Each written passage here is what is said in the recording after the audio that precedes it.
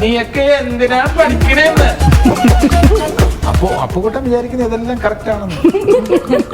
Comedy അങ്ങനെ വിട്ടിട്ടുള്ള ഒരു career ഞാൻ ഒരിക്കലും സ്വപ്നം കണ്ടിട്ടില്ല. ടോണി ഐസക്കിനെ പോലെ മാർക്കോയിലുള്ള ഒരു വില്ലൻ കിട്ടുമ്പോൾ അതിലൊരു ഡിഫറൻസ് കൊണ്ടുവരാൻ പറ്റുന്നുണ്ട്. സിദ്ദിഖ് ചോദിക്കണേ ജയിച്ച് കുഴപ്പമില്ല ഇൻഷുറൻസ് പറഞ്ഞു വൃത്തിയുണ്ട് സാർ, അങ്ങനെയുള്ള ചില പ്രയോഗങ്ങളൊക്കെ ഉണ്ട്. അത് ഇൻഷുറൻസ് ഗംഭീരമായിട്ട് ചെയ്തിട്ടുണ്ട്. മമ്മൂക്കയും മോഹൻലാലും ഒരു വെല്ലുവിളിയാണ് ഞാൻ ഇതിലെ ഭീമന്റെ പെർഫോമൻസിലൂടെ. അവർ വളരെ മനോഹരമായ അനുഭവമായിരുന്നു. ഈ ഓഫീസർ ഓൺ ഡ്യൂട്ടിയിലെ അച്ഛൻ, നിസ്സഹായനായ അച്ഛൻ എന്ന് പറയാൻ പറ്റില്ല. അവർ ഈ ചലഞ്ച് അക്സെപ്റ്റ് ചെയ്യണം. ഇതിന്റെ മുകളിൽ അവരുടെ പെർഫോമൻസ് പോകണമെന്നാണ് ഇൻഷുറൻസ് പറഞ്ഞിരിക്കുന്നത്. അശ്വന ഒരു ദിവസം കൊണ്ട് ഉണ്ടാക്കിയ സ്ക്രിപ്റ്റ് അല്ല, ഞങ്ങൾ ഹാർഡ് വർക്ക് ചെയ്ത് ഉണ്ടാക്കിയ സ്ക്രിപ്റ്റാണ്. അത്രയും കോൺഫിഡൻസ് അവർ പറയുമ്പോൾ. നമസ്കാരം. പരിവാർ എന്ന ഏറ്റവും പുതിയ സിനിമയുടെ വിശേഷങ്ങളുമായി അതിലെ അഭിനേതാക്കൾ നമ്മളോട് ഉണ്ട്. നമുക്ക് അവരെ ഏറെ സ്നേഹത്തോടെ സ്വാഗതം ചെയ്യാം സിനിമയുടെ വിശേഷങ്ങളിലേക്ക്. നമസ്കാരം. Thank you. നമസ്കാരം. അപ്പോൾ ഫസ്റ്റ് ഓഫ് ഓൾ എനിക്ക് സാറിനെ കാണുമ്പോൾ തന്നെ ഒരുപാട് ആഗ്രഹിച്ചതാണ് എന്തെങ്കിലും സംസാരിക്കണം, മീറ്റ് ചെയ്യണം എന്നൊക്കെ. അത് ഈ ഒരു പ്ലാറ്റ്ഫോമിലായതുകൊണ്ട് ഒരുപാട് സന്തോഷം. കാരണം ആസ് ഒരു കൊമേഴ്സ് പഠിക്കുന്ന ഒരു സ്റ്റുഡൻറ് എന്ന നിലയിൽ എനിക്കൊരു അധ്യാപകൻ, ഒരു ബഹുമാനം വരെ ഒരു അധ്യാപകന്റെ ഫിഗർ കൂടെ വരുന്നതുകൊണ്ട് ഞാൻ ജഗദീഷ് ചേട്ടാന്ന് വിളിക്കുന്നുണ്ട്. തീർച്ചയായിട്ടും അങ്ങനെ വിളിക്കാവൂ. Okay, thank you. അപ്പോൾ സിനിമയുടെ വിശേഷങ്ങളിലേക്ക് വരികയാണെങ്കിൽ പരിവാർ എന്നാണ് നമ്മുടെ സിനിമയുടെ പേര്. അത് ഹിന്ദിയിൽ പറയുമ്പോൾ ഒരു വീട്, ഒരു ഗൃഹം എന്ന് പറയും. പക്ഷെ അത് ടൈറ്റിൽ നമ്മൾ പിക്ചർ ചെയ്തിരിക്കുന്നത് വളരെ വെറൈറ്റി ആയിട്ടാണ്. വോറെന്ന് കാണിക്കുന്നത്. എല്ലാ വീട്ടിലും ഉള്ള പോലെ കുറേ ലഹളകളും പ്രശ്നങ്ങളും തന്നെയാണ് പ്രതീക്ഷിക്കുന്നത്. സിനിമയുടെ ജോണർ എങ്ങനെയാണ് ശരിക്കും? പരിവാർ എന്ന് പറയുമ്പോൾ ഫാമിലി എന്നാണല്ലോ. അപ്പോൾ വാർ, ഇതിനകത്ത് ഫാമിലി മെമ്പേഴ്സ് തമ്മിലുള്ള ചില തർക്കങ്ങൾ, അവരെന്തെങ്കിലും കാര്യങ്ങൾക്ക് വേണ്ടിയുള്ള അടിപിടി, കടിപിടി എന്നൊക്കെ പറയാം. ആ ഫൈറ്റ് ആണ് ഈ പരിവാർ കൊണ്ട് ഉദ്ദേശിക്കുന്നത്.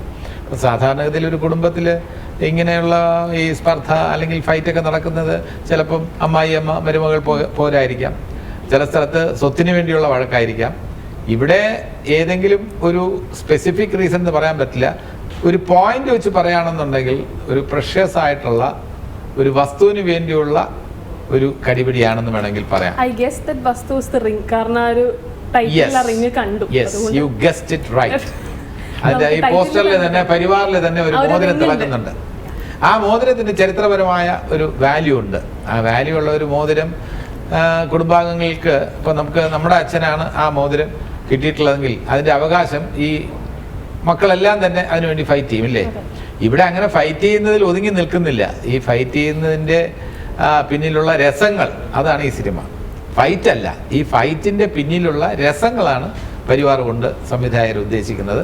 ഉത്സവൻ ഫഹദ്, രണ്ട് ചെറുപ്പക്കാരായിട്ടുള്ള ടാലൻസ് ആണ് അവർ ഡിജിറ്റൽ വില്ലേജ് എന്ന ആദ്യ ചിത്രത്തിന് ശേഷം അണിയിച്ചൊരുക്കിയിട്ടുള്ള പരിവാർ ഈ കുടുംബാംഗങ്ങൾ തമ്മിലുള്ള പോരിലെ രസങ്ങളാണ് പ്രേക്ഷകരുടെ മുന്നിലേക്ക് എത്തിക്കാൻ ശ്രമിക്കുന്നത്. അതെ, നിങ്ങൾ രണ്ടുപേരും ഈ ട്രെയിൻ നമ്മൾ പോസ്റ്ററിലൊക്കെ കണ്ടു, രണ്ട് ദിശയിൽ നിന്നുള്ള കച്ചുകേറിലാണ് ഈ കാണുന്നത്. മൊത്തം വഴക്കാണ്. അപ്പോൾ നമുക്ക് ആ ഒരു സിനിമയുടെ ഒരു ടേസ്റ്റ് തന്നെ ഊഹിക്കാം. നിങ്ങളുടെ ഒരു ഓപ്പോസിറ്റ് രണ്ട് ദിശയിൽ വരുന്ന രണ്ട് ആൾക്കാരായിരിക്കുമല്ലോ. ജഗദീഷ് ചേട്ടനുള്ള ഒരു എക്സ്പീരിയൻസ് എങ്ങനെയായിരുന്നു? കാരണം മുൻപ് വർക്ക് ചെയ്തിട്ടുണ്ടാവുമല്ലോ കൂടെ. എങ്ങനെയായിരുന്നു ഒരു എക്സ്പീരിയൻസ് ഈ സിനിമയിൽ?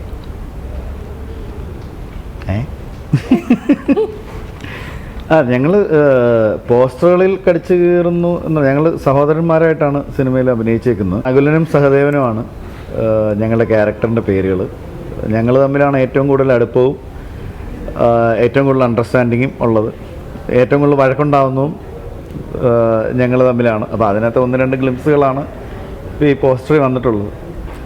ജഗദീഷ് ചേട്ടനുമായിട്ടുള്ള അനുഭവത്തെ പറ്റി പറയുകയാണെന്നുണ്ടെങ്കിൽ ഇപ്പോൾ എല്ലാവരും എല്ലാ ഇൻ്റർവ്യൂകളിലും പറയുന്ന പോലെ തന്നെ വളരെ മനോഹരമായ അനുഭവമായിരുന്നു. ആക്ച്വലി ഞങ്ങൾ പുരുഷപ്രേതം എന്ന് പറഞ്ഞ സിനിമയിലാണ് ആദ്യമായിട്ട് അങ്ങനെ ഒരു ലെങ്തി ടൈം സ്പേസ് ഞങ്ങൾക്ക് ഷെയർ ചെയ്യാൻ കിട്ടുന്നത്. പിന്നെ പരിവാറിലാണ് നല്ലൊരു കെമിസ്ട്രി ഓഫ് സ്ക്രീനിലും ഇല്ലെങ്കിൽ ഈ സിനിമ ചെയ്യാൻ ബുദ്ധിമുട്ടാണ്. പുരുഷപ്രേതം പിന്നെയും നമുക്ക് ചെയ്യാൻ പറ്റും. ഈ സിനിമയ്ക്കകത്ത് അങ്ങനത്തെ കുറേ മൊമെൻറ്റ്സ് ഉണ്ട്. അപ്പോൾ ആ മൊമെൻറ്റ്സ് ഒക്കെ വർക്കാവണമെങ്കിൽ ഞങ്ങൾ ഓഫ് സ്ക്രീനിലും, ഇതിലെ ഞങ്ങളുടെ രണ്ടുപേരുടെയും ക്യാരക്ടേഴ്സ് മാത്രമല്ല എല്ലാ ക്യാരക്ടേഴ്സും ഓഫ് സ്ക്രീനിലും ഒരു കണക്ഷൻ, ഒരു സിങ്ക്രണൈസ്, ഒരു കണക്ഷൻ വേണം. അപ്പം അത് മുൻകൂട്ടി കണ്ട പോലെ തന്നെയാണ് ഈ സെറ്റ് സൃഷ്ടിച്ചിരുന്നത്. ഞങ്ങൾ ആ വീട്ടിലാണ് പ്രധാനപ്പെട്ട ഷൂട്ട് നടക്കുന്നത്. എല്ലാവരും രാവിലെ തന്നെ അവിടെ എത്തും. വൈകുന്നേരം പാക്കപ്പ് ആകുമ്പോഴാണ് എല്ലാവരും പോകുന്നത്. അതിപ്പോൾ ആർക്കൊക്കെ ഷൂട്ടുണ്ടെങ്കിലും എല്ലാവരും അവിടെ ഉണ്ടാവും. അപ്പോൾ ജഗദീഷ് ചേട്ടനാണ് ആ കൂട്ടത്തിലെ ഞങ്ങളുടെ കൂട്ടത്തിലെ ഏറ്റവും സീനിയർ ആയിട്ടുള്ള ഒരു ആക്ടർ. ഇപ്പോൾ ഇവിടെ നിങ്ങൾ ബാക്കിയുള്ളവരോട് ചോദിച്ചാൽ മനസ്സിലായി എല്ലാവർക്കും എങ്ങനെ ജഗദീഷ് ചേട്ടനോട് ഇടപെടും, അല്ലെങ്കിൽ ജഗദീഷ് ചേട്ടൻ എങ്ങനെയായിരിക്കും തിരിച്ച് റെസ്പോണ്ട് ചെയ്യാന്നുള്ളൊക്കെയുള്ള പേടിയിലൊക്കെയാണ് വരുന്നത്. ജഗദീഷ് ചേട്ടൻ അത് മുൻകൂട്ടി കണ്ട പോലെ വന്ന ദിവസം തന്നെ എല്ലാവരെയും കയ്യിലെടുത്ത് എല്ലാവരുടെയും ഒരു കാരണവരായിട്ട് മാറി എല്ലാവരുടെയും കാര്യങ്ങളിൽ എല്ലാവരുടെയും ഒപ്പം നിന്ന് ചെയ്തു. അപ്പം എനിക്കുണ്ടായ അതേ കെമിസ്ട്രിയും അതേ വൈബും തന്നെ ലൊക്കേഷനിലുള്ള എല്ലാവർക്കും ഉണ്ടായിട്ടുണ്ട്. അത് ഈ സിനിമയിൽ ഞങ്ങളുടെ ക്യാരക്ടേഴ്സൊക്കെ വർക്കായിട്ടുണ്ടെങ്കിൽ അതിൻ്റെ പിന്നിലൊരു പ്രധാനപ്പെട്ട ഒരു കാരണമായിട്ട് നമുക്കത് എടുത്ത് കാണാം. ചേച്ചിയുടെ ആദ്യത്തെ സിനിമയാണ് അതായത് ഫസ്റ്റ് ഷോട്ട് അല്ലെങ്കിൽ ഒരു ഫസ്റ്റ് സീൻ, ഫസ്റ്റ് ടൈം ക്യാമറയുടെ ഫ്രണ്ടിൽ നിന്ന ഒരു എക്സ്പീരിയൻസിലേക്ക് അതെന്തെങ്കിലും ഒന്ന് ഓർത്തെടുത്ത് പറയാൻ പറ്റും? ഫസ്റ്റ് സീന് ഒരു രാത്രി ഷൂട്ട് ചെയ്ത ഒരു സീനായിരുന്നു. എല്ലാ വിമൻ ക്യാരക്ടേഴ്സും കൂടെ ഒരു കിച്ചണിൽ ഇങ്ങനെ പാചകം ചെയ്യുന്ന ഒരു സീനായിരുന്നു. പിന്നെ ഭാഗ്യത്തിന് അന്ന് ഡയലോഗ് ഇല്ലാത്തതുകൊണ്ട് സ്ട്രെസ്സ് വളരെ കുറവായിരുന്നു. സോ വളരെ നല്ലൊരു എക്സ്പീരിയൻസ് ആയിരുന്നു അത്. അതെ, മുൻപ് ലൈക്ക് തിയേറ്റർ ഡ്രാമ അങ്ങനെ എന്തെങ്കിലും ഇതായിരുന്നു? ഓൾവേസ് സിനിമ ഒരു പാഷൻ ആയിരുന്നു? അതെ, സിനിമ എപ്പോഴും ഒരു പാഷനായിരുന്നു. പിന്നെ ചെറുപ്പത്തിലെ യൂത്ത് ഫെസ്റ്റിവലിൽ എപ്പോഴും പങ്കെടുക്കുമായിരുന്നു. മോണോ ആക്ട് എപ്പോഴും ചെയ്യുമായിരുന്നു ചെറുപ്പത്തിലെ. അപ്പം അങ്ങനെയാണ് സിനിമയിലേക്ക്. ഓക്കെ, ജഗദീഷ് ചേട്ടൻ്റെ ഒരു കാര്യം പറയുകയാണെങ്കിൽ ഐ തിങ്ക് നമ്മൾ മലയാളത്തിൽ ഇപ്പം നമ്മൾ എപ്പോഴും പറയും ദ ബിഗ് ഗെയിംസ് എന്ന് പറയുന്നത് മമ്മൂട്ടി മോഹൻലാൽ എന്ന് പറയുന്നത് അവരുടെ നമ്പർ ഓഫ് മൂവീസ് എടുത്ത് നോക്കുകയാണെങ്കിൽ ഇറ്റ്സ് ലൈക്ക് 400, 350 to 400. ജഗദീഷ് 400 കൂടുതൽ സിനിമകൾ അഭിനയിച്ചിട്ടുണ്ട്. 2 സിനിമകൾ ഹിന്ദിയിലും ചെയ്തിട്ടുണ്ട്. അതിൽ പറയുകയാണെങ്കിൽ കുറച്ച് നാളുകളായിട്ട് ചെയ്തിട്ടുള്ള ക്യാരക്ടേഴ്സ് ഭയങ്കര ഇമ്പാക്റ്റ് ഉണ്ടാക്കും. പണ്ട് നമ്മളെല്ലാവരും ചിരിപ്പിച്ചിരുന്ന ഒരു ക്യാരക്ടർ ഇപ്പം നമുക്കെല്ലാവർക്കും മനസ്സിൽ തട്ടുന്ന ഒരു ഫാദർ ഇമേജ് ഉണ്ടാവും, ഒരു വില്ലനായിട്ടും എല്ലാം. സോ ഇങ്ങനത്തെ ക്യാരക്ടേഴ്സ് അപ്രോച്ച് ചെയ്യുമ്പോൾ എപ്പോഴെങ്കിലും തോന്നിയിട്ടുണ്ടോ എനിക്ക് കുറച്ച് കോമഡി വേഷങ്ങൾ പഴയ പോലെ ചെയ്യണമെന്ന് എപ്പോഴെങ്കിലും തോന്നിയിട്ടുണ്ടോ? തീർച്ചയായിട്ടും തോന്നിയിട്ടുണ്ട്. കാരണം കോമഡി അങ്ങനെ വിട്ടിട്ടുള്ള ഒരു കരിയർ ഞാൻ ഒരിക്കലും സ്വപ്നം കണ്ടിട്ടില്ല. എനിക്ക് ഏറ്റവും ഇഷ്ടം തന്നെയാണ്. ടഫസ്റ്റ് ആയിട്ടുള്ള ഒരു അഭിനയിച്ച് ഫലിപ്പിക്കാൻ പ്രയാസമുള്ളത് കോമഡിയാണ്. കോമഡിക്ക് നല്ല രീതിയിലുള്ള ഒരു സ്ക്രിപ്റ്റിൻ്റെ ബാക്കിങ്ങും നമ്മുടെ ആക്ടിങ്ങും ഒക്കെ എല്ലാം കൂടെ ചേർന്ന് വന്നാലേ പ്രേക്ഷകർക്ക് ചിരി വരുള്ളൂ. അതത്ര ഈസി ആയിട്ടുള്ള കാര്യമല്ല. ഒരു സീരിയസ് സീൻ അഭിനയിച്ച് ഫലിപ്പിക്കാൻ നേരത്തെ ചിലപ്പോൾ ഒരു പശ്ചാത്തല സംഗീതം വരെ നമ്മുടെ സഹായത്തിൽ എത്തിയേക്കാം. നമ്മൾ ഇമോഷണലായിട്ട് പറയുന്ന ഒരു ഡയലോഗിന് ഒരു നല്ല വയലിൻ പീസോ ഒരു ഫ്ലൂട്ടിൻ്റെ പീസോ വന്നു കഴിഞ്ഞാൽ അത് കൂടുതൽ ആർദ്രത അതിലേക്ക് കൊണ്ടുവരാൻ കഴിയും. ഒരു കോമഡി അങ്ങനെയല്ല. മ്യൂസിക്കിൻ്റെ സപ്പോർട്ട് ഉണ്ടെങ്കിൽ പോലും നമ്മൾ ചിരി ഉണർത്തണമെങ്കിൽ അതിനകത്ത് കോണ്ടന്റ് വേണം, അതിനകത്ത് അല്പം കഴമ്പുള്ള എന്തെങ്കിലും സംഭവങ്ങൾ വേണം, നമ്മൾ അഭിനയിച്ച് ഫലിപ്പിക്കുകയും വേണം. അപ്പോൾ ടഫസ്റ്റ് ആയിട്ടുള്ള ഒരു കാര്യമാണ് ഈ കോമഡി അഭിനയിച്ച് ഫലിപ്പിക്കുക എന്നത്. പക്ഷേ അത് ടഫാണെന്ന് കരുതി അത് ഉപേക്ഷിക്കാൻ എനിക്ക് ഒരു കാലത്തും താല്പര്യം ഉണ്ടായിട്ടില്ല. എനിക്ക് ഇന്നും താല്പര്യം നല്ല ഹ്യൂമർ കൈകാര്യം ചെയ്യാനാണ്. അത് മാത്രമല്ല, ഒരു നടൻ എന്ന രീതിയിൽ ഇപ്പോൾ എൻ്റെ കാര്യമായിരുന്നാലും പ്രശാന്തിൻ്റെ കാര്യമായിരുന്നാലും നമ്മളൊക്കെ വ്യത്യസ്തത ആഗ്രഹിക്കുന്നവരാണ്. ഇന്ന് ഒരു സിനിമ ഇറങ്ങുമ്പോൾ അടുത്ത ആഴ്ച അല്ലെങ്കിൽ അടുത്ത മാസം ഇറങ്ങുന്ന സിനിമ ഈ സിനിമയായിട്ട് ഒരു സാമ്യം ഉണ്ടാകാൻ പാടില്ല എന്ന് നമ്മൾ ആഗ്രഹിക്കുന്നു. ഒരു അച്ഛനെ അവതരിപ്പിക്കുമ്പം സ്ഥിരമായിട്ട് അച്ഛൻ റോളുകൾ ടൈപ്പ് ചെയ്യപ്പെടുന്നു എന്നൊക്കെ ആരോപണം വരാൻ വളരെ എളുപ്പമാണ്. അപ്പോൾ ഒരു അച്ഛനിൽ നിന്നും എൻ്റെ പ്രായത്തിനനുസരിച്ച് ഇപ്പോൾ കിട്ടുന്ന അച്ഛനായിരിക്കും. അപ്പോൾ അച്ഛൻ്റെ റോൾ അല്ലെങ്കിൽ അമ്മാവൻ്റെ റോൾ. ഇതിൽ അച്ഛൻ്റെ റോളല്ല, കാരണം ഇതിൽ എനിക്ക് കുട്ടികളില്ല, അതുകൊണ്ട് അച്ഛൻ്റെ റോളല്ല. അപ്പോൾ ആ സാമ്യമില്ല. അപ്പോൾ അച്ഛൻ്റെ റോള് കിട്ടുമ്പോൾ അല്പം ഡിഫറെൻ്റ് ആയിട്ടുള്ള ഒരു അച്ഛനെ കിട്ടണം. അതിൽ നമ്മൾ ഡിഫറെൻ്റ് ആയിട്ട് പെർഫോം ചെയ്യണം. അപ്പോൾ അതിൽ നിന്നും ആ ഡിഫറൻസിൽ നിന്ന് വേറൊരു വില്ലൻ, ടോണി ഐസക്കിനെ പോലെ മാർക്കോയിലുള്ള ഒരു വില്ലൻ കിട്ടുമ്പോൾ അതിലൊരു ഡിഫറൻസ് കൊണ്ടുവരാൻ പറ്റുന്നുണ്ട്. പിന്നെ വേറെ ഇപ്പോൾ ഇറങ്ങിയ ചിത്രത്തിൽ ഓഫീസർ ഓൺ ഡ്യൂട്ടിയിലാണെങ്കിൽ അച്ഛനാണ്, പക്ഷേ കുറച്ച് സ്വന്തമായിട്ടുള്ള നിലപാടുകളുള്ള ഒരു അച്ഛനാണ്. നിസ്സഹായനായ അച്ഛൻ എന്ന് പറയാൻ പറ്റില്ല ഈ ഓഫീസർ ഓൺ ഡ്യൂട്ടിയിലെ അച്ഛൻ. അപ്പോൾ അതെനിക്ക് ഇഷ്ടപ്പെട്ടതാണ്. നേരിലെ അച്ഛനെ പോലെയല്ല ഓഫീസർ ഓൺ ഡ്യൂട്ടിയിലെ അച്ഛൻ, അല്ലെങ്കിൽ വാഴയിലെ അച്ഛനെ പോലെയല്ല, പിന്നെ ഫാലിമിയിലെ അച്ഛനെ പോലെയല്ല. അപ്പോൾ അച്ഛന്മാരിൽ തന്നെ വ്യത്യാസം റോളിലും വരണം, നമ്മുടെ പെർഫോമൻസിലും വരണം. പിന്നെ റോളിൽ ഡിഫറൻസ് ഇല്ലെങ്കിൽ പെർഫോമൻസിലും അത് ബാധിക്കും. അപ്പോൾ ആൾക്കാർ പെട്ടെന്ന് പറയും ജഗദീഷ് ഒരേ അച്ചിൽ വാർത്ത കഥാപാത്രങ്ങളെയാണ് ഇപ്പോൾ അവതരിപ്പിച്ചുകൊണ്ടിരിക്കുന്നത് എന്ന് നിരൂപകർ പറയുമ്പോൾ നമുക്കൊന്നും ചെയ്യാൻ പറ്റില്ല. അപ്പോൾ റോൾസിൽ ഒരു ഡിഫറൻസ് റൈറ്റേഴ്സ് കൊണ്ടുവരണം, സംവിധായകർ കൊണ്ടുവരണം. അപ്പോൾ നമ്മൾ ശ്രമങ്ങളും ഉണ്ടാവണം. ഒരു ചിത്രത്തിൽ അഭിനയിച്ച തരത്തിൽ തന്നെ അടുത്ത ചിത്രത്തിൽ അഭിനയിക്കാതിരിക്കാനുള്ള ശ്രമങ്ങൾ നമ്മൾ നടത്തണം. ഇതിനൊക്കെ ഈശ്വരാനുഗ്രഹവും ഭാഗ്യമൊക്കെ വേണം. മാറി മാറി ഉള്ള രസങ്ങൾ അവതരിപ്പിച്ച് ഫലിപ്പിക്കാനുള്ള അവസരങ്ങൾ കിട്ടുകയാണ് ഒരു നടനെ സംബന്ധിച്ചിടത്തോളം ഏറ്റവും വലിയ ഭാഗ്യം എന്ന് പറയുന്നത്. ആ ഭാഗ്യാന്വേഷികളാണ് നടന്മാരെല്ലാവരും. പ്രശാന്തൻ ഈ സ്ക്രിപ്റ്റ് വായിച്ചപ്പോൾ അല്ലെങ്കിൽ അത് അപ്രോച്ച് ചെയ്തപ്പോൾ ഏറ്റവും സ്ട്രൈക്കിംഗ് ആയിട്ട് തോന്നിയൊരു പോയിന്റ് എന്താണ് ഈ സിനിമയിൽ, ഇൻ ടോട്ടൽ സിനിമയിൽ മൊത്തത്തിൽ? സ്ക്രിപ്റ്റിങ്ങിന് വായിച്ചപ്പോൾ വളരെ സൈലൻ്റായിട്ട് പോകുന്ന പല സ്ഥലങ്ങളിലും ചിരി ഉണ്ടായിരുന്നു. അപ്പം അങ്ങനത്തെ സിനിമകൾ നമ്മൾ കുറേ ആയി കണ്ടിട്ട്. അപ്പം അത് എനിക്ക് ഭയങ്കര രസകരമായി തോന്നി. കാരണം റിയാക്ഷൻസ് നമ്മൾ ലെഫ്റ്റ് സൈഡ് നമ്മൾ സ്ക്രിപ്റ്റ് വായിക്കുമ്പോൾ എപ്പോഴും നമ്മൾ റൈറ്റ് സൈഡ് വായിച്ച് ഡയലോഗ്സിലൂടെ കഥ ഫോളോ ചെയ്തു. ഇനി ഡയലോഗ്സ് തീരെ ഇല്ലെങ്കിൽ ലെഫ്റ്റിലോട്ട് പോകാറുള്ളൂ. പക്ഷേ ഈ സ്ക്രിപ്റ്റിൻ്റെ ലെഫ്റ്റും റൈറ്റും ഒരേപോലെ വായിച്ചു പോയതാണ്. അപ്പോൾ അതിനകത്ത് പല സൈലൻ്റ് ഏരിയയിലും ചില റിയാക്ഷൻസിലും ഒക്കെ ചിരി കിട്ടിയപ്പോൾ ഇത് ഈ പറഞ്ഞ പോലെ പണ്ടത്തെ ചില സിനിമകളിലെ രസകരമായ മുഹൂർത്തങ്ങളെ ഓർമ്മിപ്പിക്കുന്ന ഒരു സിറ്റുവേഷൻസ് ഇതിനകത്ത് ഉണ്ട്. അത് രസകരമായിരിക്കുമല്ലോ എന്നുള്ളൊരു തോന്നൽ വന്നു. പിന്നീട് ജയശേട്ടൻ വായിച്ചപ്പോഴും ജയശേട്ടൻ സെയിം അഭിപ്രായം തന്നെയാണ് പറഞ്ഞത്. കഥയൊക്കെ രസമുണ്ട്, പക്ഷേ ഇത് ഫഹദിൻ്റെ ഉത്സവിൻ്റെയും കയ്യിലിരിക്കുന്ന സിനിമയാണ്. അവരിത് എങ്ങനെ ഷൂട്ട് ചെയ്യുന്നു അതുപോലെ ആയിരിക്കും ഇതിൻ്റെ തമാശകൾ വർക്കാവുക. കേൾക്കാനൊക്കെ രസമുണ്ട് എന്ന് പറഞ്ഞാൽ എനിക്കും അതേ അഭിപ്രായം തന്നെയാണ്. കേൾക്കാനൊക്കെ ഭയങ്കര രസമുണ്ട്, നമ്മൾ കാണാനും അങ്ങനത്തെ സിനിമകൾ നമുക്കിങ്ങനെ വളരെ രസിച്ച് ചിരിച്ച് കണ്ട് തീർക്കാം. വേറെ ടെൻഷനും പ്രശ്നങ്ങളും ഒന്നുമില്ല, കണ്ടു തീർക്കാൻ പറ്റുന്ന ഒരു സിനിമയാണ്. അപ്പോൾ അതാണ് ആദ്യമേ സ്ട്രൈക്ക് ചെയ്തത്. അങ്ങനത്തെ ഒരു സിനിമയിൽ ഞാൻ ഇതുവരെ ഭാഗമായിട്ടില്ല. ത്രൂ ഔട്ട് ഹാസ്യത്തിൻ്റെ പശ്ചാത്തലത്തിലുള്ള ഒരു സിനിമയിൽ ഞാൻ ഭാഗമായിട്ടില്ല. ഞാൻ അഭിനയിക്കുന്ന സിനിമകളിൽ ഹാസ്യം ഉണ്ടായിട്ടുണ്ട്, പക്ഷേ ത്രൂ ഔട്ട് ഇതിനെ ബേസ് ചെയ്ത് നിൽക്കുന്ന ഒരു സിനിമയുടെ ഭാഗമായിട്ടില്ല. അപ്പം അതും ഒരു ഘടകമാണ്. ഈ ഡയറക്ടേഴ്സിൻ്റെ കാര്യം പറയുകയാണെങ്കിൽ എനിക്ക് സ്ക്രിപ്റ്റ് നമ്മൾ പല സിനിമകളിലും കണ്ടിട്ടുണ്ട്. സ്ക്രിപ്റ്റ് നമുക്ക് കൈ കിട്ടുമ്പോൾ അല്ലെങ്കിൽ അത് വായിക്കുമ്പോൾ ഭയങ്കര രസമായിട്ട് തോന്നുന്നുണ്ടോ? പക്ഷേ അതിൻ്റെ മേക്കിംഗ് എല്ലാം കഴിഞ്ഞ് അറ്റ് ദി എൻഡ് പ്രൊഡക്റ്റ് കാണുമ്പോൾ നമുക്കൊരു കമ്പാരിസൺ ഉണ്ടല്ലോ. നമ്മൾ വായിച്ചെടുത്ത നമ്മുടെ മനസ്സിലുള്ള സിനിമയും നമ്മൾ പുറത്ത് വന്ന സിനിമ ജഗദീഷിനെ സംബന്ധിച്ച് നോക്കുകയാണെങ്കിൽ എന്തോരം അത് ഈക്വൽഡ് ആയിരുന്നു? അല്ല, പരിവാറിൻ്റെ കാര്യം ഞാൻ പറയാം. ഞങ്ങൾ കഥ കേട്ടപ്പോൾ ഉള്ള രീതിയിലുള്ള ഒരു കലാസൃഷ്ടി അല്ല ഇപ്പോൾ പരിവാർ ആയിരിക്കുന്നത്. കാരണം അതിനകത്ത് ഞാനും പ്രശാന്തും ഒക്കെ അല്ലെങ്കിൽ ഇന്ദ്രൻസും ഒക്കെ ഞങ്ങൾ ഒരു ടൈപ്പ് ഓഫ് ഒരു ബാക്ക്ഗ്രൗണ്ട് സ്കോറാണ് ഞങ്ങൾ പ്രതീക്ഷിച്ചത്. ഇതിന് ആ ടൈപ്പ് ഓഫ് ബാക്ക്ഗ്രൗണ്ട് സ്കോറല്ല സംവിധായകർ സംഗീത സംവിധായകനോട് ആവശ്യപ്പെട്ടതും അതിലിട്ടിരിക്കുന്നത്. അത് മോശമെന്നോ നമ്മൾ വിചാരിച്ചതിനേക്കാൾ മെച്ചമാണെന്നോ നമുക്ക് പറയാൻ കഴിയുന്നില്ല. അത് അവരുടെ കാഴ്ചപ്പാടാണ്. അവർ പറഞ്ഞു ഇത് മതി, ഇതാണ് ഇതിന് കറക്റ്റ് മ്യൂസിക്. നമ്മൾ പ്രതീക്ഷിച്ച മ്യൂസിക് അല്ല, നമ്മൾ പ്രതീക്ഷിച്ച എഡിറ്റിങ്ങിന്റെ പേസ് അല്ല അവരുടെ എഡിറ്റിംഗ് പേസ്. നമ്മൾ ആഗ്രഹിച്ച അഭിനയം പോലും അല്ല പലപ്പോഴും നമ്മുടെ നിന്ന് അവർ എക്സ്ട്രാക്ട് ചെയ്തിട്ടുള്ളത്. ഒരു സീനൊക്കെ ഞാൻ അഭിനയിച്ചു, ശരിയാണെന്ന് ഞാൻ വിശ്വസിച്ച് ഹോട്ടലിൽ പോയിട്ട് പിറ്റേ ദിവസം രാവിലെ അവർ പറഞ്ഞത് ഇന്നലത്തെ ആ സീൻ ശരിയായില്ല ചേട്ടാ, ഞങ്ങൾ ഹാപ്പി അല്ല, ചേട്ടന് വിഷമമില്ലെങ്കിൽ അത് ഞങ്ങൾക്ക് വേണ്ടി ഒന്നുകൂടെ അഭിനയിച്ചു തരണമെന്ന് പറഞ്ഞു. ഞാൻ പറഞ്ഞു ഓക്കെ, നിങ്ങളുടെ സന്തോഷമാണ് ഞങ്ങൾക്ക് വലുത്. നിങ്ങളാണ് ജഡ്ജസ്, ഞങ്ങളല്ല ജഡ്ജസ്. ഞങ്ങൾ അഭിനയത്തിന്റെ കാര്യത്തിൽ സംവിധായകർ തന്നെയാണ് ജഡ്ജസ് എന്ന് പറയുന്നത്, അല്ലെങ്കിൽ ജഡ്ജ്. അപ്പം ഞങ്ങളുടെ കണ്ടിട്ട് അദ്ദേഹത്തിന് അവർക്ക് കണ്ടിട്ട് ഇഷ്ടപ്പെട്ടില്ല എന്നുണ്ടെങ്കിൽ എന്താ വേണ്ടത്, അതൊന്നുകൂടെ ഒന്ന് ചെയ്ത് കാണിച്ചു തരണം എന്ന് പറഞ്ഞു. ഞങ്ങൾ പിറ്റേ ദിവസം അത് ചെയ്തു. അതിലവർ ഹാപ്പിയായി. അപ്പോൾ അവരോട് ഞങ്ങൾക്ക് ഇതാണ് വേണ്ടത്. അപ്പോൾ എഡിറ്റിംഗ് ആയിക്കോട്ടെ, മ്യൂസിക് ആയിക്കോട്ടെ, ഇതിൻ്റെ ക്യാമറ വർക്ക് ആയിക്കോട്ടെ, സംവിധായകരുടെ മനസ്സിൽ ഞങ്ങൾ കൺസീവ് ചെയ്യുന്നതിനേക്കാളും വളരെ ഡിഫറൻ്റ് ആയിട്ടാണ് അവരിതിനെ കൺസീവ് ചെയ്തിരിക്കുന്നത്. ഒരു സന്തോഷകരമായിട്ടുള്ള കാര്യം എന്ന് പറഞ്ഞാൽ അവരിതിൽ കോൺഫിഡൻ്റ് ആണ്. ഞങ്ങൾ മാത്രമാണ് ഇതിനകത്ത് കോൺഫിഡൻസ് ഇല്ലാതെ കൺഫ്യൂഷൻ അടിച്ചിരിക്കുന്നത്.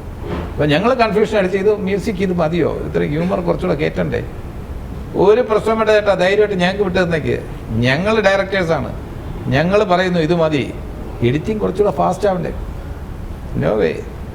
ഞങ്ങളുടെ മനസ്സിൽ കാഴ്ചപ്പാടുണ്ട്. ഞങ്ങളിത് ഒരു ദിവസം കൊണ്ട് ഉണ്ടാക്കിയ സ്ക്രിപ്റ്റ് അല്ല, ഞങ്ങൾ ഹാർഡ് വർക്ക് ചെയ്ത് ഉണ്ടാക്കിയ സ്ക്രിപ്റ്റാണ്. ചേട്ടൻ പടം കണ്ടോ, ഇത് വർക്കായിരിക്കും. ഞങ്ങൾക്ക് അത്രയും കോൺഫിഡൻസ് അവർ പറയുമ്പോൾ ഞങ്ങൾ അവരെ സംശയിക്കേണ്ട കാര്യം എന്താ?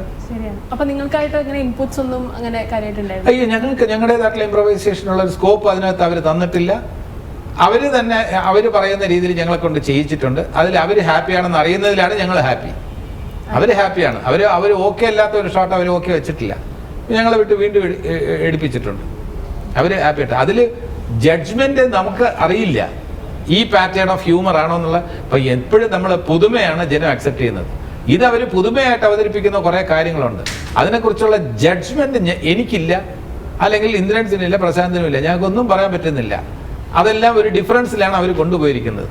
ഇത്രയൊക്കെ മതിയോ, ഇത്ര മതി, ഈ അളവിന് മതി, അതിൽ കൂടുതലൊന്നും വേണ്ട. ഞങ്ങൾ കൺസീവ് ചെയ്തിരിക്കുന്ന രീതിയിൽ ഈ പടം വന്നിട്ടുണ്ടെന്ന കാര്യത്തിൽ അവർ പ്രൊഡ്യൂസേഴ്സിന് കോൺഫിഡൻസ് കൊടുത്തു, ഞങ്ങൾക്ക് കോൺഫിഡൻസ് തന്നു.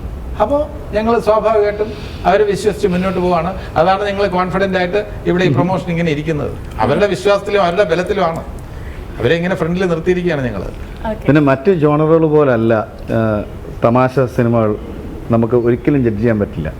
കാരണം നമ്മളത് സ്ക്രിപ്റ്റിൽ വായിക്കുമ്പോൾ നമ്മൾ ചിരിച്ചു, നമ്മൾ പെർഫോം ചെയ്യുമ്പോൾ നമ്മൾ ചിരിച്ചു, നമ്മൾ ഡബ് ചെയ്യുമ്പോൾ നമ്മൾ ചിരിച്ചു. നമ്മളിതിങ്ങനെ കണ്ടുകൊണ്ടേ ഇരിക്കുകയാണ്. കുറേ കഴിയുമ്പോൾ ഇത് കറക്റ്റാണോ ഇതിൻ്റെ മീറ്റർ എന്നുള്ളതിനെ പറ്റി നമുക്ക് ഒരു വ്യക്തമായ ഒരു കോൾ എടുക്കാൻ പറ്റത്തില്ല. പലരുടെയും ഹ്യൂമറിന്റെ ഒരു സെൻസും അല്ലെങ്കിൽ മീറ്ററും പലതാണ്. അപ്പോൾ ആർക്കൊക്കെ ഇത് അല്ല, ഈ തമാശ തന്നെ ഒരു തമാശ തന്നെ നമ്മൾ 10 പ്രാവശ്യം പറഞ്ഞു കഴിയുമ്പോഴും ചിരിക്കണമെന്ന് നിർബന്ധമില്ല. എന്ന് പറഞ്ഞാൽ നമ്മളിത് പല ആവർത്തി കണ്ടു. ബാക്കി ജോണറുകളൊക്കെ നമുക്ക് ഇത് ചിലപ്പോൾ വർക്കാവും, ഇത് വർക്കാവും, ആ ഇമോഷൻ വർക്കാവും, ആ ട്വിസ്റ്റ് വർക്കാവും എന്നൊക്കെ നമുക്കൊരു ജഡ്ജ്മെൻറ്റിലെത്താം. ഹ്യൂമർ മാത്രം നമുക്ക് അങ്ങനെ ഒരു ജഡ്ജ്മെൻറ്റിൽ എത്താൻ പറ്റില്ല. കാരണം എൻ്റെ അനുഭവത്തിൽ തന്നെ പോസ്റ്റ് പ്രൊഡക്ഷൻ സമയത്ത് പൊട്ടിച്ചിരിച്ച പല പടങ്ങളും തിയേറ്ററിൽ ആൾക്കാർ ശ്മശാന മൂകതയിൽ കണ്ടുപോകുന്നത് ഞങ്ങൾ കണ്ടിട്ടുണ്ട്. അപ്പോൾ നമ്മളൊക്കെ ഇതെന്താ ആൾക്കാർ ചിരിക്കാത്ത, ഈ കോമഡി വർക്കായില്ലേ എന്നൊക്കെ നമുക്ക്. കാരണം പോസ്റ്റ് പ്രൊഡക്ഷൻ സമയത്ത് പലപ്പോഴും നമ്മളിങ്ങനെ ഫ്രെയിം ബൈ ഫ്രെയിം അല്ലെങ്കിൽ സീൻ ബൈ സീൻ കണ്ടുപോകായിരിക്കും. ഡബ് ചെയ്യുമ്പോൾ ഒരു സാധനം തന്നെ ഇട്ടു, അത് തന്നെ വീണ്ടും ഇട്ട് കാണുന്നുണ്ടെങ്കിൽ ചിലപ്പോൾ ബാക്ക്ഗ്രൗണ്ടിൽ ഒരുത്തൻ്റെ ചെറിയൊരു ആക്ടിവിറ്റി നമുക്ക് ചിരി വരും. അത് പക്ഷെ റൺ ചെയ്ത് പോകുമ്പോൾ ചിലപ്പോൾ ഇത് ആൾക്കാർ ശ്രദ്ധിക്കണമെന്ന് പോലും ഇല്ല. ഓരോ ഡീറ്റെയിൽസും കണ്ട് നമ്മൾ പോസ്റ്റ് പ്രൊഡക്ഷനിൽ ചിരിച്ചു മറിഞ്ഞ പല കഥകളും തിയേറ്ററിൽ വർക്കാവാതെ പോകുന്നുണ്ട്. പോസ്റ്റ് പ്രൊഡക്ഷൻ സമയത്ത് തീരെ വർക്കാവാത്ത പല പടങ്ങളും തിയേറ്ററിൽ പ്രതീക്ഷിക്കാത്ത ചിരി ഉണ്ടാക്കുന്നത് കണ്ടിട്ടുണ്ട്. അപ്പോൾ ഞാൻ തന്നെ ഞങ്ങളുടെ സുഹൃത്തുക്കളുടെ ഒരു സിനിമ ക്യൂബിൽ അപ്ലോഡ് ചെയ്യുമ്പോൾ എന്നെ കൂടെ കൊണ്ടുപോയി കാണിക്കാൻ. അപ്പോൾ ഞാൻ കണ്ടു കഴിഞ്ഞിട്ട് അന്ന് രാത്രി ഞാൻ ഭയങ്കര വിഷമമായി. നമ്മുടെ സുഹൃത്തുക്കളുടെ സിനിമയാണ്. ഞാൻ അവരോട് ഭയങ്കരമായിട്ട് വളരെ വിഷമത്തോടെ പറഞ്ഞു, എടാ കുറച്ചും കൂടെയൊക്കെ നിങ്ങൾക്ക് ശ്രദ്ധിക്കത്തില്ലായിരുന്നു ആ ഏരിയ അതൊക്കെ വളുപ്പല്ലേ ആ ഏരിയയൊക്കെ എന്നൊക്കെ പറഞ്ഞ്. നെക്സ്റ്റ് ഡേ റിലീസ് 11 മണിക്ക് ഞാൻ സരിതാ സവിതയെ പടം കാണാൻ പോയപ്പം ആ ഏരിയയൊക്കെ ആൾക്കാർ ഭയങ്കര ചിരിച്ചു മറിയലും കാര്യം. അപ്പോൾ ഞാൻ മനസ്സിലായി, ദൈവമേ ഇത് നമ്മൾ തമാശ എന്ന് പറയുന്ന സാധനം മാത്രം നമുക്ക് അങ്ങനെ ജഡ്ജ് ചെയ്യാൻ പറ്റില്ല. നമ്മൾ ഒറ്റയ്ക്കിരുന്ന് കണ്ട് അല്ലെങ്കിൽ നമ്മൾ കുറച്ച് പേര് പ്രൈവറ്റ് സ്ക്രീൻ ചെയ്തിട്ട് നമുക്കത് ജഡ്ജ് ചെയ്യാൻ പറ്റില്ല. ചിലപ്പോൾ മാസ് ഏതെങ്കിലും മൂലയിൽ നിന്ന് ഒരുത്തൻ ചിരിച്ചു തുടങ്ങി കഴിഞ്ഞാൽ ചിലപ്പോൾ അത് എല്ലാവരും ആ ചിരിക്ക് അങ്ങനെ ഒരു തിയേറ്ററിൽ ഇരുന്ന് കാണുമ്പോൾ അതിന് വേറൊരു രസമുണ്ട്. അപ്പോൾ പിന്നെ ജയശേട്ടൻ പറഞ്ഞാൽ നമുക്ക് ട്രസ്റ്റ് ചെയ്യാൻ പറ്റുന്ന എന്താണ്, ഇതിനെപ്പറ്റി ആദ്യം അത്യാന്തം അറിയാവുന്നതും ഇതിൻ്റെ മീറ്റർ സെറ്റ് ചെയ്തേക്കുന്നതും സംവിധായകരാണ്. അവരോട് നമ്മൾ ചോദിക്കും ഇത് ഓക്കെ ആണ് എന്ന് അവർ പറഞ്ഞു കഴിഞ്ഞാൽ പിന്നെ നമ്മളുടെ ഭാരങ്ങൾ നമ്മൾ അവരിലേക്ക് ഇട്ടു. നമ്മൾ ഈ ഭാരം എടുക്കേണ്ട കാര്യമില്ലല്ലോ. അവരാണല്ലോ ആത്യന്തികമായി ഇത് ഓടിയാലും ഓടിയില്ലല്ലോ അവരെയാണ് ബാധിക്കുക. അവർ കോൺഫിഡൻ്റ് ആണ്, ഇതിൽ നമുക്ക് ഇതിനകത്തൊന്നും ചെയ്യാനില്ല, ഇതിൽ നിന്ന് വർക്കാണ്. എന്നോട് പല പ്രാവശ്യം പറഞ്ഞിട്ടുണ്ട്, ചേട്ടാ ഇത് സൂപ്പർ ഹിറ്റാണ്, നമ്മൾ ഉത്സവം പറഞ്ഞിട്ടുണ്ട്, ഭഗതും പറഞ്ഞിട്ടുണ്ട്. നമ്മൾ അവരെ ട്രസ്റ്റ് ചെയ്യാൻ നിവൃത്തിയുള്ളൂ. ജോണർ ഇതായതുകൊണ്ട് നമുക്ക് ഒരു കോളും എടുക്കാൻ പറ്റത്തില്ല. ഇപ്പോൾ ഈ ഒരു സിനിമയിൽ വളരെ പ്രധാനപ്പെട്ട ഒരു കഥാപാത്രം ചെയ്യുന്ന ഒരാളായിരിക്കും ഇന്ദ്രൻ ചേട്ടൻ. നിങ്ങൾ രണ്ട് രീതിയിലാണ്, പക്ഷേ ആൾ സെപ്പറേറ്റ് ആയിട്ട് നടക്കി ഇങ്ങനെ നിൽക്കുന്നത് കാണാം. അപ്പോൾ ഇന്ദ്രൻ ചേട്ടനുള്ള ഒരു എക്സ്പീരിയൻസ് എങ്ങനെയാണ്? കാരണം ആൾ ഭയങ്കര ഡൗൺ ടു എർത്ത് ആണ്, സെറ്റിലൊക്കെ എല്ലാവരെയും ഭയങ്കര കംഫർട്ടിംഗ് ആയിട്ടുള്ള ആളാണ്. എങ്ങനെയായിരുന്നു experience as your first movie? എനിക്കും ഇന്ദ്രൻ സാറിനും അധികം കോമ്പിനേഷൻ സീൻസ് ഇല്ല, ലൈക്ക് ഡയലോഗ് ഡെലിവറി. പക്ഷേങ്കിൽ ഭയങ്കര സ്വീറ്റാണ്, വെരി സപ്പോർട്ടീവ് ആണ്. Most of the scenes group scenes ഉണ്ട്, പക്ഷെ ഞാൻ ഡയലോഗ് ഡെലിവറി ഇല്ല. പക്ഷെ അല്ലാതെ from A distance very sweet and supportive ആണ് ഇന്ദ്രൻ സാർ. എപ്പോഴും കോമഡി പറഞ്ഞുകൊണ്ടിരിക്കും. ഓക്കെ, ഇതിൽ പോസ്റ്ററിലൊക്കെ നമുക്ക് താഴെ ഒരു സഞ്ചയനത്തിൻ്റെ ഒക്കെ ഒരു സെറ്റപ്പ് നമുക്ക് കാണാൻ പറ്റുന്നത്. ഞാൻ ആക്ച്വലി പേഴ്സണലി പറയുകയാണെങ്കിൽ ഇങ്ങനെ ടൈറ്റിലോ നമ്മൾ പോസ്റ്ററൊക്കെ ഇറക്കുമ്പോൾ അതിൻ്റെ ചെറിയ ഡീറ്റെയിൽ ഇങ്ങനെ എടുത്തെടുത്ത് നോക്കും. അതുകൊണ്ട് ചോദിക്കുന്നതാണ്, ഈ ഒരു മരണം അല്ലെങ്കിൽ എന്തോ ഒരു ട്വിസ്റ്റ് ഈ ഒരു പോസ്റ്ററിൽ അങ്ങനെ തോന്നി, അതുള്ളതാണോ? സംതിങ് ഒരു മരണം റിലേറ്റഡ്? അല്ല, മരണമൊക്കെ ഉണ്ട് ഇതിനകത്ത്. മരണമുണ്ട്. ഇപ്പം നമ്മൾ സ്വത്തിന് വേണ്ടി കടിപിടി കൂടുക എന്ന് പറയുമ്പോൾ ആരുടെയെങ്കിലും ഒരു സ്വത്തിന് വേണ്ടി ആയിരിക്കുമല്ലോ. ആരുടെയെങ്കിലും സ്വത്ത് എന്ന് പറഞ്ഞാൽ ജീവിച്ചിരിക്കുന്ന ഒരാളുടെ സ്വത്തിന് വേണ്ടി കടിപിടി കൂടുന്നതിനേക്കാളും പ്രശ്നങ്ങൾ എപ്പോഴും ഉണ്ടാകുന്നത് മരിക്കുക. അച്ഛൻ മരിച്ചാൽ മക്കളെ സ്വത്തിന് വേണ്ടി കടിപിടി കൂടും. അപ്പോൾ സ്വാഭാവികമായിട്ട് ഇതിനകത്ത് മരണമൊക്കെ ഉണ്ട്. ഈ മരണത്തിനെ അങ്ങനെ ഹ്യൂമറസ് ആയിട്ടൊന്നും അല്ല ട്രീറ്റ് ചെയ്യുന്നത്. പക്ഷേ ഈ മരണത്തിന് ശേഷം മക്കൾ കാണിക്കുന്ന ഈ കോപ്രായങ്ങൾ, അതാണ് ഹ്യൂമർ. അതെ. ഇപ്പൊ ജഗദീശേട്ടൻ ഇപ്പൊ ഒരു ചോയ്സ് ആണ്, ഇതിൽ വേറെ ഏതെങ്കിലും ഒരു ക്യാരക്ടർ പോർട്രേ ചെയ്യാനൊരു അവസരം തരാണെങ്കിൽ which one would you choose? അല്ല, ഇതിനകത്ത് ഭീമൻ എന്ന് പറയുന്ന ഇന്ദ്രൻസിന്റെ കഥാപാത്രം ഗംഭീര കഥാപാത്രമാണ്. അപ്പം ഞങ്ങൾ ഇന്ദ്രൻസിനോട് പറഞ്ഞു, ഇതിൽ 2-ാം ഊഴത്തിൽ മമ്മൂക്കയോ മോഹൻലാലോ ആരാണെന്ന് തീരുമാനിച്ചിട്ടില്ല MT സാറിൻ്റെ സ്ക്രിപ്റ്റിൽ. അതിനുശേഷം ഇന്ദ്രൻസിന് ലഭിച്ചിരിക്കുന്ന ഭാഗ്യമാണ് ഇതിലെ 1-ാം ഊഴം ഭീമൻ ഇന്ദ്രൻസിന് ലഭിച്ചിരിക്കുന്ന ഭാഗ്യമാണെന്ന് പറഞ്ഞു. എനിക്കും പ്രശാന്തിനും ഒരുപക്ഷെ ഏറ്റവും അധികം ഇഷ്ടപ്പെട്ട കഥാപാത്രം ഭീമൻ്റെ കഥാപാത്രമാണ്. ഭീമൻ്റെ കഥാപാത്രത്തിന് ഒരുപാട് ഷെയ്ഡ്സ് ഉണ്ട്. അത് ഇന്ദ്രൻസ് ഗംഭീരമായിട്ട് ചെയ്തിട്ടുണ്ട്. അപ്പോൾ ഇന്ദ്രൻസ് കളിയാക്കി നേരത്തെയുള്ള പ്രൊമോഷനിൽ പറഞ്ഞു, മമ്മൂക്കയും മോഹൻലാലിനും ഒരു വെല്ലുവിളിയാണ് ഞാൻ ഇതിലെ ഭീമൻ്റെ പെർഫോമൻസിലൂടെ. അവർക്കൊരു വെല്ലുവിളിയാണ്, യാതൊരു സംശയമില്ല. അവർ ഈ ചലഞ്ച് അക്സെപ്റ്റ് ചെയ്യണം. ഇതിൻ്റെ മുകളിൽ അവരുടെ പെർഫോമൻസ് പോകണമെന്നാണ് ഇന്ദ്രൻസ് പറഞ്ഞിരിക്കുന്നത്. കോൺഫിഡന്റ് ആണ്. ഇന്ദ്രൻസേട്ടനൊക്കെ കുറെ കാലത്തിന് ശേഷം ഹ്യൂമർ ചെയ്തൊരു പടം കൂടിയായത്. ബാക്കി എല്ലാത്തിലും ഇപ്പം ഭയങ്കര ക്യാരക്ടർ റോളുകളും ഫുൾ ഓൺ ഹ്യൂമർ അല്ലേ ശരിക്കും? ആസ് ആൻ ഓഡിയൻസ് പറയണമെങ്കിൽ മിസ് ചെയ്യുന്നുണ്ട് ഒരുപാട്. അല്ല, ഇതിനകത്ത് ഹ്യൂമർ ഉണ്ടാവും. പെർഫോമൻസ് ഹ്യൂമർ എന്നതിനപ്പുറം ഇതിനകത്ത് റിസൾട്ടാണ് കൂടുതൽ ഹ്യൂമർ. ഞങ്ങൾ ഹ്യൂമറിന് വേണ്ടി ഹ്യൂമർ ഞാനോ ഇന്ദ്രൻസോ പ്രശാന്തോ നമുക്ക് ചെയ്യാൻ പറ്റില്ല. കഥാപാത്രത്തിനനുസരിച്ചുള്ള ചെയ്വനയാണ്. ആ ചെയ്വന ഹ്യൂമർ ജനറേറ്റ് ചെയ്യുമോ ഇല്ലേ എന്നുള്ളതാണ് നമ്മൾ അറിയുന്നത്. അതെ. അല്ലാതെ ഹ്യൂമർ എന്ന് പറയുമ്പോൾ ഹ്യൂമറിൻ്റെതായിട്ടുള്ള ഒരു പെർഫോമൻസ് ഇല്ല. നമ്മൾ ഏത് റോളും ആ പെർഫോമൻസ് സീരിയസ് തന്നെയാണ്. അതിന്റെ റിസൾട്ട് മാത്രമേ നമുക്ക് അറിയാൻ പറ്റൂ. അതെനിക്ക് തോന്നുന്നു മുമ്പ് ചെയ്തിട്ടുള്ള സിനിമ, എസ്പെഷ്യലി നമുക്ക് മനസ്സിലുമായിരുന്നു അപ്പുകുട്ടൻ എന്ന് പറഞ്ഞ ക്യാരക്ടറൊക്കെ, അത് ആ ഒരു ക്യാരക്ടറേ ഹ്യൂമറാണ്. നമുക്ക് ആളെ കാണുമ്പോൾ തന്നെ നമ്മളിങ്ങനെ നമ്മൾ ആ ഒരു ഇത് വരും. പക്ഷെ ഇത് അങ്ങനെ ആയിരിക്കില്ല അല്ലെ, സിറ്റുവേഷണൽ ഹ്യൂമർ. അല്ല, ഈ അപ്പുക്കുട്ടൻ്റെത് പോലും അപ്പുക്കുട്ടൻ പറയുന്ന മണ്ടത്തരം ആത്മാർത്ഥതയോടെയാണ്. അപ്പുക്കുട്ടന് പറയുമ്പോൾ മണ്ടത്തരാണെന്ന് അറിയാമെങ്കിൽ പിന്നെ അത് മണ്ടത്തരാവില്ല. അപ്പുക്കുട്ടൻ വിചാരിക്കുന്നത് ഇതെല്ലാം കറക്റ്റ് ആണെന്ന്. അതാണ് അപ്പുക്കുട്ടന്റെ സീരിയസ്നെസ് എന്ന് പറയുന്നത്. ഇത്തരം സിമ്പിൾ ഡ്രസ് ഇരിക്കുന്ന പുരുഷന്മാര് സ്ത്രീകൾക്ക് ഇഷ്ടമല്ലേ എന്ന് ചോദിക്കുന്ന ഒരു സംഭവം. നഷ്ടപ്പെട്ട് കഴിഞ്ഞിട്ട് പിന്നെ അതല്ല ഇതാണെന്ന് പറഞ്ഞു. നഷ്ടപ്പെട്ട് കഴിഞ്ഞിട്ട് അവർ ഞാൻ തക്ക സമയത്ത് വന്നില്ലായിരുന്നു, ഈ കുട്ടിയുടെ ചാരിതാർത്ഥ്യം നഷ്ടപ്പെട്ടേ. ചാരിതാർത്ഥ്യമല്ല, ചാരിത്രം. അതെ, എന്തായാലും എന്താ നഷ്ടപ്പെട്ടിട്ട് പിന്നെ പറഞ്ഞതാണ് ഇതാണെന്ന് പറഞ്ഞിട്ട് കാര്യമുണ്ടോ എന്ന് ചോദിക്കുന്നിടത്തൊക്കെ പുള്ളിയുടെ ഒരു കോൺഫിഡൻസ് ഉണ്ട്. അപ്പൊ അത് സീരിയസ് ആക്ടിങ് ആണ്. അതിന്റെ റിസൾട്ടാണ് കോമഡി ആയിട്ട് വരുന്നത്. അപ്പുക്കുട്ടൻ്റെ മണ്ടത്തരം എന്ന് പറയുന്നതാണ് കോമഡി. മായൻകുട്ടിയുടെ അബദ്ധം എന്ന് പറയുന്നതാണ് കോമഡി. മായൻകുട്ടി ഇവിടെ ഒളിച്ചു നിന്നിട്ട് അവർ കാണാതെ തിരിച്ചു പോകാൻ നേരത്ത് ഒരു കാര്യമില്ല, അത് ഓടുമ്പോഴാണ് അവരൊന്ന് വീണ്ടും പിടിക്കുന്നത്. അത്ര സീരിയസ് ആയിട്ട് ചെയ്യണം. അവിടെ അതോന്ന് വിളിക്കാൻ നേരത്ത് മായൻകുട്ടിയുടെ മുഖത്ത് സങ്കടമാണ്, ടെൻഷനാണ്. അവിടെ കോമഡി അല്ല. ഏതെങ്കിലും ഒരു എക്സ്പ്രഷനിൽ മായൻകുട്ടിയുടെ കോമഡി എക്സ്പ്രഷൻ എന്ന് പറയാൻ പറ്റില്ല. അവിടെ പോയി കഴിഞ്ഞിരുന്നത് സീരിയസ് ആയിട്ട് ഇന്നസെന്റ് ആയിട്ട് ചോദിക്കുന്നത്, നീ എന്തിനാ പഠിക്കണേ? ഫൈനൽ ഇയർ LLBക്ക്. അതല്ല, നീയൊക്കെ എന്തിനാ പഠിക്കണേന്ന് എന്ന് ചോദിക്കുമ്പോൾ ഫൈനൽ ഇയർ LLB കോമഡി ആയിട്ടല്ല പറയുന്നത്. നീ എന്തിനാ പഠിക്കണേ? ഫൈനൽ ഇയർ LLBക്ക്. കാരണം ഈ ചേട്ടന്മാരെ പേടിയോടുകൂടിയാണ് അവിടെ അഭിനയിച്ചിരിക്കുന്നത്. ഹ്യൂമർ എന്ന് പറയുന്നത് റിസൾട്ടാണ് എപ്പോഴും. ആ അഭിനയത്തിലെ ആത്മാർത്ഥത ഒരു കാരണവശാലും കോംപ്രമൈസ് ചെയ്യാൻ പറ്റില്ല. അവിടെ കോമഡി ആക്കുക എന്ന് പറഞ്ഞിരുന്നാൽ, മോശമാക്കുന്ന സിറ്റുവേഷൻ നീ എന്തിനാ പഠിക്കുന്നത്? ഫൈനൽ ഇയർ LLBക്ക് എന്ന് പറഞ്ഞിരുന്നാൽ അവിടെ ഒരു കോമഡി ആക്കാനുള്ള ശ്രമം അത് പാടില്ല. അവിടത്തെ സിറ്റുവേഷൻ അനുസരിച്ച് ഹെൽപ്ലെസ്നെസ് ആണ് മായൻകുട്ടിയുടെ സംഭവം. ഈ ചേട്ടന്മാരെല്ലാം പേടിയുണ്ട്.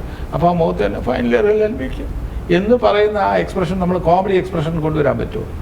അപ്പോൾ അത് അത്തരത്തിലുള്ള ഏത് ഹ്യൂമർ ആണെങ്കിലും ഇതിനും അതേപോലെ തന്നെ എൻ്റെ സഹദേവൻ എന്ന് പറയുന്ന കഥാപാത്രം ഞാനും നകുലനും ചെയ്യുന്നതിൻ്റെ റിസൾട്ട് ചിലപ്പോൾ പലപ്പോഴും പല സീനിൽ ഹ്യൂമറായിട്ട് ഭവിക്കും.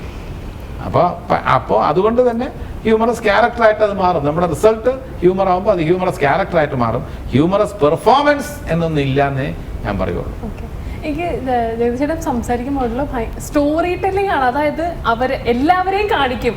നമുക്ക് ജഗദീശേട്ടനായിട്ടല്ല സംസാരിക്കുന്നത്, അവർ പറഞ്ഞു അങ്ങനത്തെ സെറ്റിൽ എങ്ങനെ തന്നെയാണ് ഫുൾ ഒരു കഥ പറയുമ്പോൾ അത് നമുക്ക് ആ ഒരു നമ്മളാ സിറ്റുവേഷൻ.